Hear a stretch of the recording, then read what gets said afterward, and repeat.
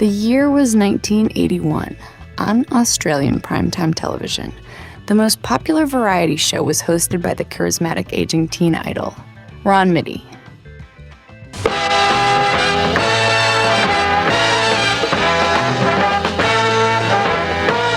Ladies and gentlemen, live across Australia, the world's longest-running tonight program, The Ron Middy Show. And here's the man who hasn't missed a night in 23 years, Ron Middy.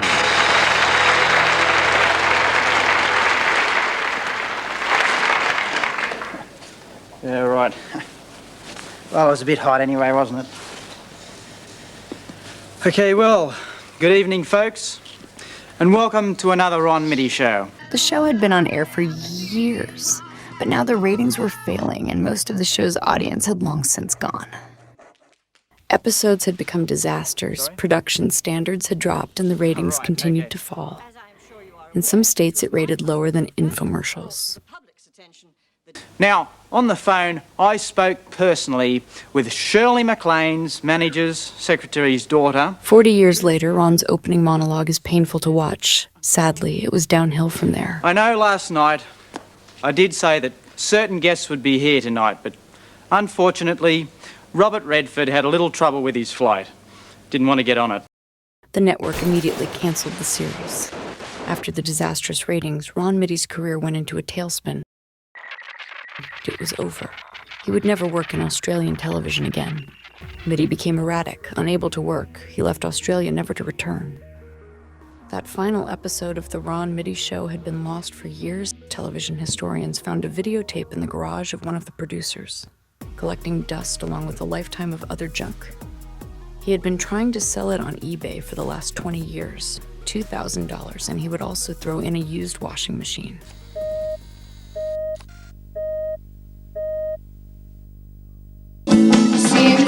This is a unique insight into a very different time. The show was a mixture of musical numbers and poor attempts at comedy. It was a disaster from the start to its tragic ending. Well, once again, we've run out of time, folks. We did have Frank Sinatra to sing a song, but what can I say, Frank? Next week? Fine, baby, you're a sweetheart. There were many people who worked on that ill-fated show. Most of them won't talk about it. Most of them wish it never happened.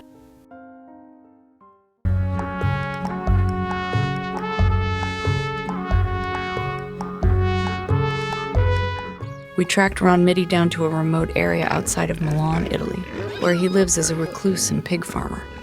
The anger of what happened to his variety show never left him. He's a broken and angry man. Nella, chi balavazzo dare? You pazzo bandrofisa. Money. I'm not doing this except for money. Of course. Do you know that show killed my career? You're making fun of me? I'll feed you to the pigs. What are your memories of my the show? pigs, well, be careful, the end area, them pigs, they have tasted human flesh. And I put you there if you give me the shits. I don't want to talk about Ron Middy Show. I don't remember a lot. I confess I got into the alcohol. And so many things were a blur. But I met a woman, an Italian girlie, and she has this place on many acres, and until she passed away, not in the pig sty area. In this rare behind-the-scenes photograph, Ron Middy is seen with director Harvey Black. Like many, Black would never work in television again. In a failed attempt to restart his career, he moved to Las Vegas and tried his hand at theater, but his original production, Chernobyl the musical, also failed. He drove into the desert, never to be seen again. But right now, it's time for Guess and Win. As you all know, this is the segment where a lucky contestant from our studio audience There's a chance to win fabulous prizes by answering simple questions. The first contestant on that ill-fated show was a young man called John Billingsley. He was green. He'd never been in a TV studio before, and he had stars in his eyes meeting his idol, Ron Middy, for the first time. Like most segments, it did not go well for young John. Do you like sport? Oh, yes, Ron. Call me Mr. Middy. Yes, Mr. Middy. Good, because sport is the subject of tonight's contest. Right, here we go. Now, how many players in a rugby league team? How many players in a rugby league team? 13. That's right. And that's $100. Okay, now, are you willing to give up the $100 and go for $500, or will you take the 100 and leave? I'll take the 100. Don't be silly. Look, here's the second question. Where were the Olympic Games held in 1976? Montreal. That's right. It was easy, wasn't it? Right. Okay, now, are you willing to risk the $500 for $1,000? I think I better take the 500, Mr. Middy. You gutless little worm. Now, John's for experience, like many $1,000. others, left him bitter. Now, over 40 years later, he speaks for the very first time. Young man, I was 20 years old at the time. Very, very excited to be on this TV show. The producers came up to me. I think I was in the studio audience at the time for another show. They pulled me out and said, "Hey, John, do you want to be on the show? Do you want to be Ron Middy Show?" I said, "Ron Middy? Do I get to meet him, or am I in the studio audience?" They said, "We want you to be in the game show called Guess and Win." It still hurts a bit because I was so young and so naive, and I was so excited about being on the show. So anyway, they get me on the show. They asked me. I met Ron Middy. Admittedly, what was that like? What did you think of him at the time? I was a bit disappointed, to be honest. I thought he smelt. So yeah, I do remember that smell quite clearly. So the game show starts. He asked me a couple of questions. I can't remember the first question. Who came second in the I think it was 74 Melbourne Cup? Who ran second in the 1974 Melbourne Cup? Take your time. Leilani. I'm sorry, John. Oh, no, wait a minute. That is correct. Okay, John. And then came a question that just threw me. Who scored the fourth goal for Italy in the 1952 European Cup final? Who scored the fourth goal for Italy in the 1952 European Cup final? Oh, I'm sorry, John, but time caught up with you there. I didn't know the answer, and it was a trick question because it was actually 0-0 draw, and the buzzer went off straight away. They just threw me off the stage. And unfortunately, you go away totally empty-handed. You did have $1,000 there, but you blew it, and it's really been nice having you on the show, Jono. Okay, folks, stay with us because we'll have authoress Irma Bromberg and our special guest star, Tex Critter. I was totally embarrassed and kicked me off. Ron Middy at the back was laughing at me. The audience was laughing at me. The crew were laughing at me. I was a mess. My friends at home watching laughed at me. My girlfriend, who I just started seeing, left me. I was totally embarrassed. I thought I was coming home with a car, and they just said, "Bad luck, John. Bad luck." And that was supposed to be good enough. And it affected me. Look, it affected me more than I thought it would. I left home. I wandered for a while. I ended up as many young kids do. Sure, I was 20, I think, at the time, but I was more like a 16, 17-year-old. I was so naive at the time. I ended up in King's Cross on the streets for a bit. It was a hard time. I was taken in by a guy, Joey, who saw me one day in the, I can't remember where it was. was in the bathrooms. He looked over at me and said, John, you've got a gift. And I said, well, what do you mean I've got a gift? He said, that thing there, it was in the urinal. He had a look. He said, it's amazing. I said, well, yes, I am blessed down in that area. He said, look, I make movies. Would you be interested in making some money? I said, sure.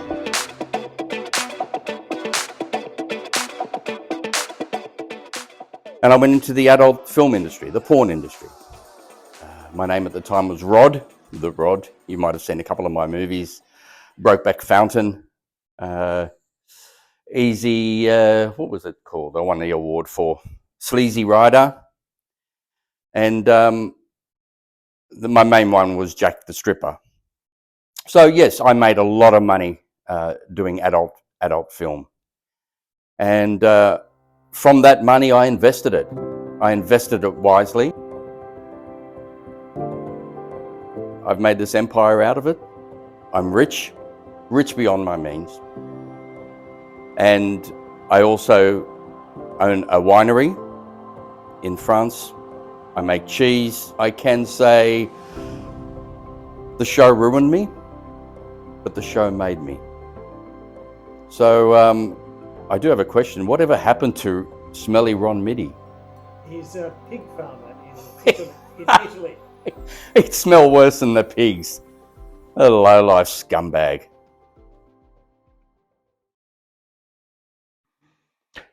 He was part of the problem of the downfall. But, you know, I don't hold much grudge against him. It made me the man I am now. It made me one of the richest men in Australia. It made me have this as, you know, this is a $3,000 bottle of champagne. This is my daily drink. This is my house champagne. I'm there. I've made it.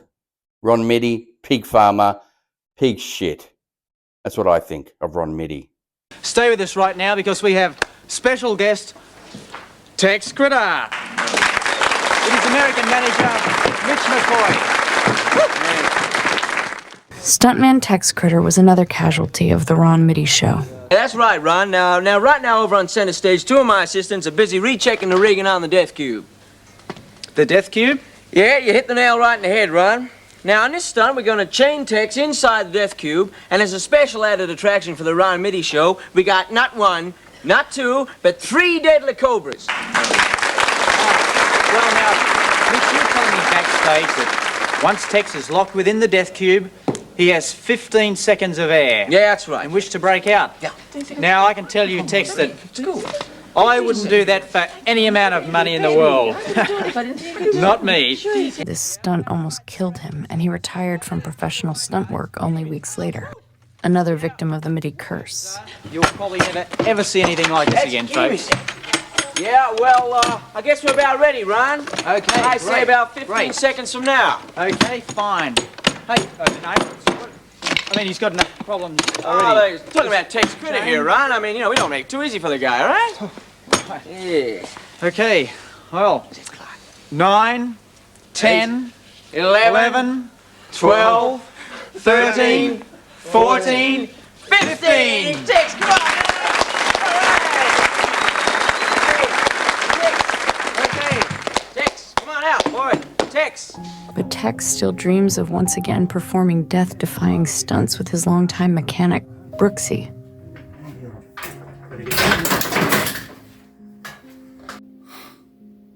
The Middy curse? Huh. It's real. I mean, I was a star up until that night. Big time. Big time. Then, nothing. I haven't spoken a lot about what happened that night. Tex, the silent stunt man. But I was trapped in that box for 15 minutes. I lacked oxygen, I wasn't thinking straight, and I got bitten 5 times by that snake. I ingested so much venom, it left me with a permanent erection. Not as much fun as it sounds.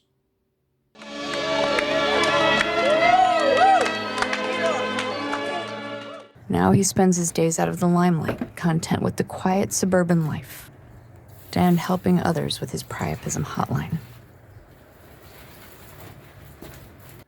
Well, as things turned out, I discovered there was quite a few guys out there with my problem. So we got together and we formed a sort of a self-help group, priapism group, and that started the hotline, which I'm working on now. Good morning. Welcome to the priapism hotline. You're speaking with Tex. How can I help? Yes, Greg. Buddy, you're not alone. We're here to help. Now, if I could just say, how long... No, buddy, I was referring to time, not centimetres, but... wow. Would you have pictures? I recently read in a magazine, Time magazine to be precise, a review of your latest movie which suggested that your characters, although created from real life... The Ron Middy Show will go down in history as possibly the most ill-conceived, poorly produced television series to ever be broadcast. It destroyed reputations and careers. And those involved are still traumatized over 40 years later. And it's really been nice having you on the show, Jono. Okay, folks. Whole different era. You know, these days, you know, the YouTube and things, and I don't know, some of the modern crapola. All right, I've had enough. No, pierde viso, compré.